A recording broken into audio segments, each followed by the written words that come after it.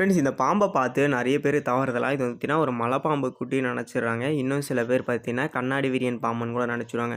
ஆக்சுவலாக சொல்லணும்னா இது ஒரு வகையான மண்ணுளி பாம்பு. இங்கிலீஷில் பார்த்தீங்கன்னா காமன் சான்போ. ஃப்ரெண்ட்ஸ் இது பார்த்தீங்கன்னா நான் வெனமஸ் ஸ்னேக்ஸ். இந்த பாம்புங்களால் ஹியூமனுக்கு எந்த ஒரு பிரச்சனை எந்த ஒரு பாதிப்புமே கிடையாது. ஆனால் நிறைய பேர் தவறுதலாக இது வந்து கண்ணாடி விரியன் பாம்புன்னு நினச்சி அடிச்சிடுறாங்க. ஃப்ரெண்ட்ஸ் இது மாதிரி எதனா பாம்பு எதனா வந்துருச்சுன்னா அதை அடிக்கவும் பிடிக்கவும் ட்ரை பண்ணாதீங்க. உங்கள் நியர்பை இருக்க ஃபாரஸ்ட் மட்டும் கால் பண்ணிங்கன்னா போதும். அங்கே இருக்கவங்க வந்து உங்கள் வீட்டுக்குள்ளே இருக்க பாம்பு பிடிச்சி எடுத்துன்னு பார்த்தீங்கன்னா அதுக்கேற்ற இடத்துல ரிலீஸ் பண்ணுவாங்க. இது கூட பார்த்தீங்கன்னா அங்கே வந்து எலியை சாப்பிட்டு அங்கே இருந்திருக்கு. அது ரெஸ்க்யூ பண்ணி எடுத்துன்னு பார்த்தீங்கன்னா அதுக்கேற்ற இடத்துல அந்த பாம்பை ரிலீஸ் பண்ணிட்டாங்க. ஃப்ரெண்ட்ஸ் எல்லா பாம்பு உயிரினமே நம்மளுக்கு தேவை. இயற்கையில் எல்லா உயிரினங்களுமே நம்மளுக்கு தேவை.